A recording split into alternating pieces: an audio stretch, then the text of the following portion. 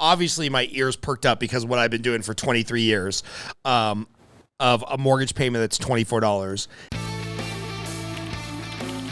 Welcome to the On the Edge podcast with your host, Scott Groves.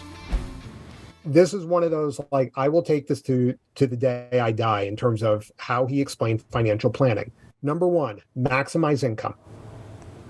Number two, minimize expenses. Number three, invest. Number four, protect the investments. Number five, optimize lifestyle. I think everyone understands number one and number three. They just have no idea how to do number two. I mean, they know how to go number two, but I'm just saying, right? Like, it's one thing in terms of like, yeah, hey, I just cut the cable. Whoop-de-fucking-do. I mean, realistically, it's like that $100 a month for the circle that we're in, they're not going to give a shit about $100 a month. Right. But if you're saying like, hey, I was just able to change your budget $5,000 a month. Okay, that's going to perk my ears up. How did you do that? Yeah. How did you, I mean, literally, I just did this. And again, because of my background with dentists, I've been helping a number of dentists with what I do. And I can go through the details of this case, but this is someone, their family, the budget is $15,500 per month in terms of living. We haven't even started the system yet. We just got everything rearranged. Same exact lifestyle. Right. I'm not telling them to change a thing about their lifestyle. Will now cost $10,000 a month simply because of rearranging the debt. You know, it's funny. Yeah. There's a lot of people that like to shit on, Gen Z. And there's this meme that I've seen going around the financial circles that's a pushback to people shitting on Gen Z. And it said, what would make me more rich than giving up my $7 a day in coffee? Not being in third grade in 2008 and being able to buy a house. And it's like so true, right? Like you and I actually, we were talking about this on the mastermind that we are in. We are like, it's really hard because the last 15 years since 2008, you look like a genius if you invested in anything. Mobile home parks, gold, the stock market, real estate, pork bellies, apartment syndicates, new construction. It doesn't matter. Like, you look like a freaking genius if you just happen to be coming of an age at a time when assets were cheap and assets were on this parabolic, trajectory, just up and up and up, And I've got a buddy who he's like, oh, the best thing that happened to me ever in the history of my life is I was accidentally born at a time where I came out of college in 2009, went into the mortgage industry, and it was just 13 years of straight up lower interest rates, more production, and I was able to buy 5 or 6 investment properties quickly, and I'm going to retire at 45. And I'm like, kudos to you. You did an awesome job. You did all the right things. And there was a piece in there that was like super well timed where he didn't have to do number two and keep his expenses low because money just kept coming in. And so now that we're in a totally different economy, we're filming this August of 2023. This will probably come out about October of 2023 because we're ahead of schedule and recording. It's like a lot of people don't know how to do number two. They are a little too cocky about what they think their number three, which is invest. And they've never had to protect because if you've only been an adult investing over the last 15 years since 2008, it's been nothing but ups. So I don't know. I don't know if I just wanted to rant there or if there's a question in that, but I think you get my point. No, I totally get your point. Absolutely. And I want to clarify one other thing because you mentioned Dave Ramsey. I am not the Dave Ramsey poster child. I do not say everyone has to be debt-free because being debt-free does not mean that you're expense-free. The only time you're expense-free is when you're dead. So I'm not asking for that for anyone. Hey, this quick interruption is brought to you by me, Scott Groves, the host of the On the Edge podcast. This podcast is brought to you by me. I'm a loan officer who can help you with a mortgage in all 50 states across the United States. I also coach loan officers. So if you are a home buyer who's looking to get a mortgage, if you're a realtor who's looking to partner with an awesome loan officer, or if you're a loan officer looking for coaching, get in touch with me. it's those sources of revenue that allow us to produce this podcast and get out a new episode to you every week for the last couple of years. So if you're looking for a mortgage, if you're looking for a mortgage lender to partner with, or you're looking for a mortgage coach, I'm your guy. Now back to your regularly scheduled programming. Give me some thoughts on the 5: maximizing income, minimize expense, invest, protect, and optimize. I mean, this is what, like, I just love how simple it is. And this is what drives me nuts in terms of like, oh, I've got a financial advisor for what you do. And I'm like, no, you don't. Because all they're doing, they're just jumping straight to number 3. Right. You have an investment advisor, not a financial advisor. Right. Look, there's nothing wrong with a financial advisor, but all they're doing is saying, what's the extra money you have left over? And how do we grow it? How do we play offense? It was Bear Bryant, the late Alabama head coach, football coach, that said, offense sells tickets, but defense wins championships. Oh, I've never heard the first part of that statement. I've heard defense wins championships, but I've never heard the first part that offense sells tickets. Yeah. Yeah. And so he's the one who said that quote. And I was just like, the financial advisor is only showing you in terms of how to play offense. And then you realize you start to get into this weird mind fuck in terms of like, I don't know how I'm ever going to outrun my expenses and create an asset or enough assets enough to be able to live and maintain the lifestyle that I have or that I want to have. And so the only way to realistically do this, again, forget the Justin Donalds of the world. The only way for the average person to really do this is to say, how do we, again, I'm not sacrificing the lifestyle, but how do we just control the costs of living the life that we want to live? That's saying how much of your income is being siphoned off to these fixed debt payments. How do we get rid of those debt payments efficiently so that there is more money left at the end of each month to then save, grow, invest, or whatever your goddamn dream is, that now becomes a reality, not someday from now, a hell of a lot sooner, because that's really why we're working, is for us to fulfill our dreams. Yeah. I love, man, you're speaking my language, because for years, I tried to talk people into taking adjustable rate mortgages. I was like, look, especially in Southern California, which has a very transient feel to it, because people come and go for the entertainment industry, income stratification in Los Angeles, people moving up and down the pay scale is probably greater than anywhere else in the world, right? I remember going to see 2 open houses that were within a few miles of each other in Los Feliz, California. This was probably back in 2010, 2011. And one house was right next to the $20 million Brad and Angelina compound where they had bought like 5 properties and put them together. And we were looking at a multi-million-dollar house. And then literally 1.8 miles away, crossing Sunset down by the hospital, we were looking at a $370,000, threeplex on a street that I would not be caught dead walking down at night. And I'm like a pretty big dude.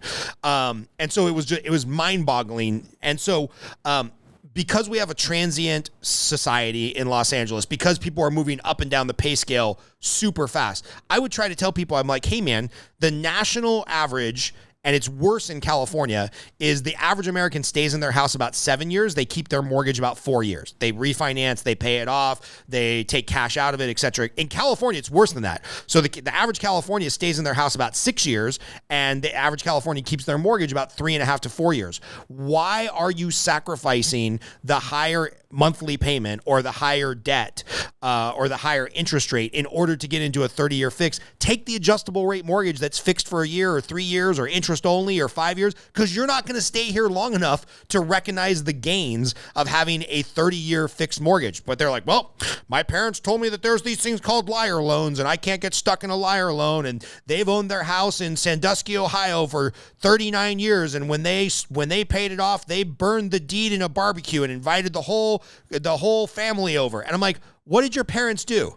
And they're like, oh, well, she was a nurse at a hospital and my dad was, a teacher at the local school, and they had a pension and a union and they were going to stay there forever. I'm like, what do you do?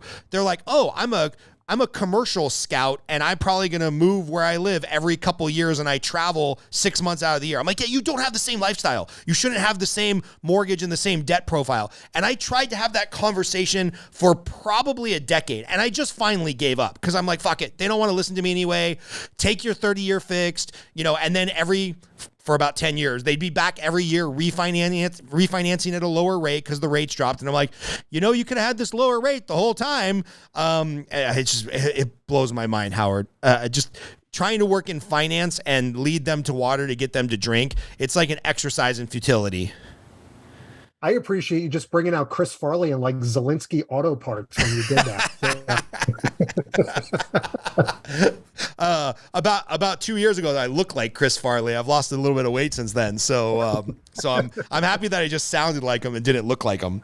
All right, so maximize income. Think about everybody jumps to number 3, which is the investment advisor. And you're right. I've got a good friend who's like, Scott, man, like I'm ending my working career with $6 million in the bank. And if I do my little spreadsheet for how long I might live and how long my younger wife might live, I got about an 87% chance of getting there. I'm like, how's that possible? Like, you did all the right things. You live a pretty frugal lifestyle. Your expenses are not absurd. And like 6 million ain't going to get you to death. But you almost can't, like you said, outrun your living expenses by just investing. So I appreciate that comment, even though it might have been a little bit of a throwaway line for you. I like that. So how do we protect and optimize lifestyle if we're doing the little debt scheme? Yeah. So, I mean, protecting the investments is in regards to insurance. We're not going to go down the rabbit hole in terms of permanent insurance, all of that fun stuff. But, are you an infinite banking insurance guy? Is this one of the things you do or believe in? I do have it. I do think it is an excellent tool in the right hands for the right people. It is not for everyone. It is not for every situation. However, once you do kind of wrap your brain in terms of how it works, it can be an excellent adjunct. And the oversimplification is, if you use this, if you're thinking in terms of like a stock portfolio, that it's, 60 to 70% equities, 30 to 40% bonds, take the overfunded life insurance, replace it as your bonds. That's how it should be used. Interesting. In the grand scheme of things. It is in my mind, a foundational tool. It is a ballast that that is going to increase come hell or high water every single month just because of the way it's designed. Forgetting that, because that was just a rabbit hole we don't have to continue down. If you have a family, you should have life insurance in some way, shape, or form. Totally agree. Term overfunded, I don't care what it is. Just make sure that you have it, because you have a human life value. And if something were to happen to you, we've got a problem for your family. Yeah.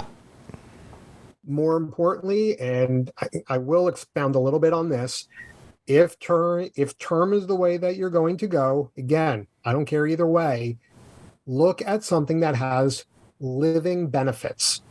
What does that mean? It means, and let's go back to the dentist, okay? The problem for a dentist is not if they die. That becomes really, really clean and simple. The problem is if they get hurt bad enough, they can't work anymore. Right. They go from being a major asset to their family to a major liability. Yep. And so what these living benefits are is that insurance companies have said, we won't have to wait until you die to pay out some of the death benefit or all the death benefit. If there is an injury bad enough, a massive heart attack, Parkinson's, you lose your eyesight, you have an amputation of hand, arm, whatever it is, we will pay out some of the death benefit while you're alive. Right. To help your family. Okay. And so that is massively, massively helpful. It's worth paying the extra 20 to 30 bucks a month on the premium to have that in place. Agreed. Period. The other massive one to have, which no one wants to pay for, and it boggles my mind, is disability insurance. I hate that it's called disability insurance. It should be called income replacement insurance, because and the reason why it gets so poo-pooed on is because it is not forced, it is not required for you to have. And so when you think about, I'm not going to ask how much you make, Scott. That's just disrespectful. Okay? No, I'll tell you, I have $10,000 a month of income replacement, aka disability, because I'm like, well, if we had to move back into the smaller house, if we just had to survive, or my wife had to go get a job, or I became an invalid, or I got MS or cancer, which all runs in my family, so I'm fucked 6 ways to Sunday. I know our family could live off of $10,000 tax-free dollars. I would prefer to have 20, which means I got to make 40 because it's taxable and they're taking 50%, especially if you lived in California. So I would like to make 40 to end up with 20. I could survive off of 10. So we have $10,000 of disability insurance, which is not cheap, by the way. But, you know, for me, like you said, the heart attack thing, I've seen all the elders in my family. It's way more likely in my family that I get some debilitating disease that my poor wife has to deal with me for 5 or 10 years before I finally kick the bucket or put a bullet through my head, versus like just dropping dead of the widowmaker heart attack. So yeah, I'm with you. I'm a big fan of income replacement insurance. Yeah. And so, I mean, so think about this. You are required to get homeowners insurance. Okay. You know, you just said you purchased, let's just say it's $1 million. It might be a little bit more. Whatever the premium is, you have to buy homeowners insurance. Right. You have to buy car insurance. You don't have to buy income replacement insurance. However, when you think about the potential of the millions of dollars that's going to run through your hands for the next roughly 15 to 20 years of your life, how you do not take 2 to 3% of that to cover your ass and cover your family is beyond me. Mm-hmm. That's the protect the investment. If you're paying down the line of credit, using it to live off of, paying down the line of credit, using it to live off of, and you know you have this emergency surplus, all of a sudden does that negate the need to have as much emergency savings? And what I mean by that is, like, because my income fluctuates so much, let's say we've got $100,000 in an emergency savings account and I got $50,000 in gold and silver in a safe deposit box at a bank that does literally nothing except for check off the libertarian merit badge that I had to have by owning gold and silver. Like, does it make more sense? Hey, liquidate this all, pay down the mortgage or the business debt or whatever, and then replace that with a line of credit that you can draw on as needed, because a safe full of gold and silver at Chase is not making you a penny. Like, what do you think about kind of getting a little bit closer to the fringe of not having a ton of emergency assets if you live this methodology? I mean, in regards to precious metals, that is definitely not my realm. I can understand why you may want it, because at some point, if everything becomes a trade in terms of like hard assets, I mean, you're using literal dollars as toilet paper. It won't mean anything to anyone. So, can I see some validation in terms of having really more silver than gold, just because I don't know who's going to be able to trade a bar of gold, right? Where silver is a lot easier to move around. I'll introduce you to some people. I mean, look, if that makes you sleep well at night in terms of having some, varied instruments in terms of what holds value, more power to you. But let me kind of finish, if you don't mind, I'm going to finish with this family in terms of the final piece. But their emergency fund was in the neighborhood of 150 grand. But by utilizing this line of credit, their emergency fund just went up to $800,000. I just 5X their emergency fund. So what can you do with the cash that you have on hand is pay off some of these other things. So that's where my whole mind goes in terms of why just hold on to cash, utilize it, make it move. There's a reason why it's called currency. It has to flow. When you just leave it in a checking account, leave it in a savings account, the banks have designed this so that you stop moving the money and they take your money and make it move for their benefit. True statement. Plain and simple. I mean, do you know what the term mortgage means? Have you ever looked it up? Go into debt for 30 years for a house that you're trying to impress the Joneses with? I don't know. Is that no? The word mortgage is a French term which means death pledge. There is a reason why mortgage has the same root word, M-O-R-T, as mortuary and mortician. This system is set up for you to make payments until the day you die, or you're going to die trying. But now that you have, I just shared with you the key, you can see a different way to do this. You pull all the money back into your economy and then figure out how to make the money move within your economy and screw the banks with it. I mean, that's the whole thing here. So just to finalize the last piece in terms of this family. So now that $150,000 emergency fund just got ballooned up to $800,000. They still had about $120,000-ish of student loan debt, which was costing $4,600 a month. We take the line of credit, pay off the student loans. So we just, if you want to think of it as a balance transfer, that's all we did. But now we just freed up another $4,600 a month from the cash flow. So $4,600 there, an extra $1,600 because we recast the mortgage.